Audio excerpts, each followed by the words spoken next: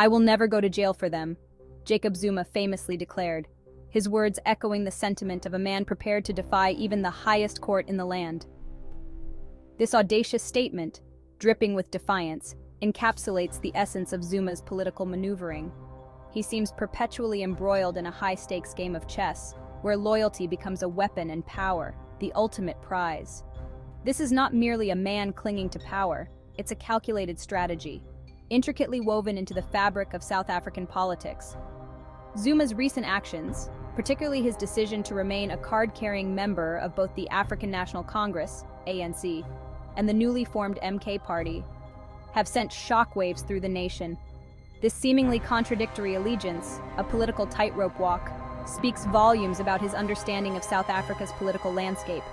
It is a landscape where historical allegiances intersect with present-day realities, and where the ANC, despite its waning popularity, remains a political behemoth. Zuma's defiance is not merely aimed at the judiciary or his political opponents, it's a calculated message to his loyal followers, a testament to his unwavering commitment to the liberation struggle. He is, in essence, positioning himself as a martyr, a victim of political persecution, further solidifying his image as a man of the people. This carefully crafted persona resonates deeply within certain factions of the ANC, particularly those who view him as a champion of radical economic transformation. However, this carefully constructed facade of defiance masks a more profound truth. Zuma's actions threaten to unravel the delicate balance of power within the ANC, potentially fracturing the party and plunging South Africa into a period of political uncertainty. His continued influence, despite facing numerous corruption allegations, highlights the deep-seated divisions within the ruling party. To understand Zuma's unwavering grip on power, one must delve into the annals of his political career, a journey marked by both triumph and controversy. From his early days as an anti-apartheid activist to his rise through the ranks of the ANC, Zuma's life has been inextricably linked to the party that liberated South Africa from the clutches of apartheid. His time spent on Robben Island, imprisoned alongside Nelson Mandela and other struggle stalwarts, forged an unbreakable bond of loyalty and camaraderie. It was in these crucible of oppression that Zuma's political ideology was shaped, solidifying his belief in the ANC as the sole instrument for achieving true liberation. This deep-seated loyalty, however, has often been perceived as blind allegiance, shielding him from accountability for his actions. His involvement with the MK Party, the armed wing of the ANC during the struggle, adds another layer of complexity to his political persona. The MK, known for its clandestine operations and guerrilla warfare tactics, instilled in Zuma a sense of unwavering loyalty and discipline. These qualities, while admirable in the context of fighting apartheid, have translated into a leadership style often characterized by secrecy and an unwillingness to brook dissent. Zuma's decision to remain a member of both the ANC and the MK Party, despite the latter's controversial nature, speaks to his strategic acumen. By aligning himself with both entities, he effectively bridges the gap between the ANC's political machinery and the party's more militant factions. This strategic positioning allows him to tap into a vast network of loyalists, ensuring his continued relevance in the political arena.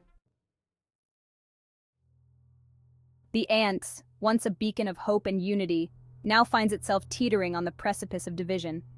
Zuma's recent actions have exposed the deep-seated factionalism that has plagued the party for years. His continued influence, despite facing mounting corruption allegations, has alienated many within the ANC who believe that he is tarnishing the legacy of the liberation struggle. On one side of this political chasm stand Zuma's loyalists, those who view him as a victim of political persecution and a champion of radical economic transformation. They argue that his policies, while often controversial, are necessary to redress the economic imbalances of the past.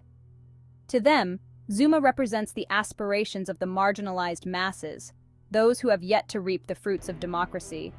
On the other side, stand those who believe that Zuma's leadership has eroded the moral authority of the ANC. They point to the numerous corruption scandals that have plagued his presidency, arguing that he has prioritized self-enrichment over the needs of the people. This faction, often comprised of ANC veterans and intellectuals, views Zuma as a liability, a stain on the party's proud history. Caught in the crossfire of this political battle are ordinary South Africans, disillusioned by the ANC's internal squabbles and the government's failure to address pressing issues such as poverty, unemployment, and inequality. The ANC's internal divisions have paralyzed its ability to govern effectively, leaving a void that is quickly being filled by opposition parties and civil society organizations. Section 4. Power plays and political gambits, decoding Zuma's endgame.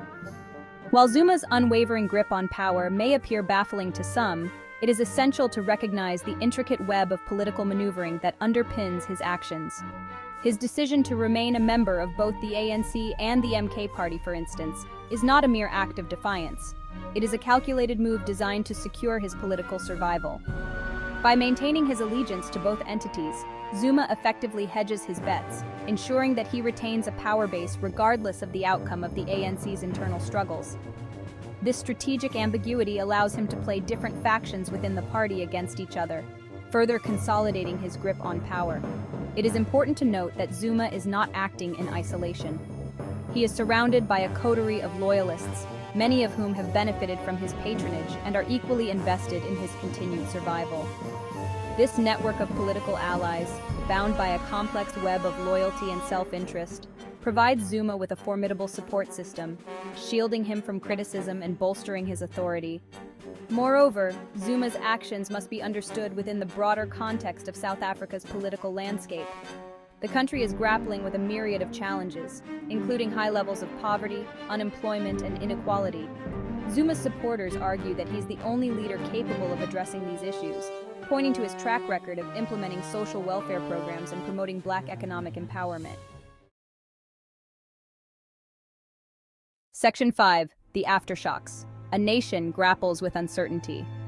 Zuma's defiant stand has sent shockwaves throughout South Africa, leaving the nation grappling with uncertainty and a sense of foreboding. The political landscape, already fractured by factionalism and corruption allegations, now faces the very real possibility of further fragmentation.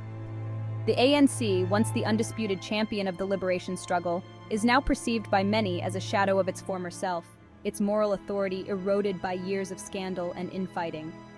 The party's internal divisions, exacerbated by Zuma's actions, have paralyzed its ability to govern effectively, leaving a void that is quickly being filled by opposition parties and civil society organizations. This political instability has far-reaching consequences for South Africa's economic and social fabric. Investors, both domestic and foreign, are wary of committing capital to a country perceived as politically risky. The rand, South Africa's currency, has taken a nosedive in recent months, reflecting the growing lack of confidence in the country's future. Moreover, Zuma's defiance of the Constitutional Court has set a dangerous precedent, undermining the rule of law and eroding public trust in the judiciary. This blatant disregard for the country's highest legal authority has emboldened other politicians and government officials to act with impunity, further eroding the principles of accountability and transparency. Section 6. Legacy of Discord. A nation divided, a future uncertain. As South Africa navigates this turbulent period, one cannot help but reflect on the legacy of Jacob Zuma, a man whose presidency has been marred by controversy and division. His unwavering grip on power, fueled by a complex web of political maneuvering and a deep-seated sense of loyalty, has left an indelible mark on the country's political landscape. Zuma's supporters will undoubtedly point to his achievements in expanding social welfare programs and promoting Black economic empowerment. They will argue that his policies, while often controversial, were necessary to address the legacy of apartheid and uplift the marginalized masses. However, Zuma's detractors will counter that his presidency has been characterized by corruption, cronyism, and a blatant disregard for the rule of law. They will argue that his actions have tarnished the legacy of the ANC, eroded public trust in government, and plunged the country into a state of political and economic uncertainty. Only time will tell what the ultimate legacy of Jacob Zuma will be. However, one thing is certain. His presidency has left an indelible mark on South Africa, a country grappling with the challenges of its past and the uncertainties of its future.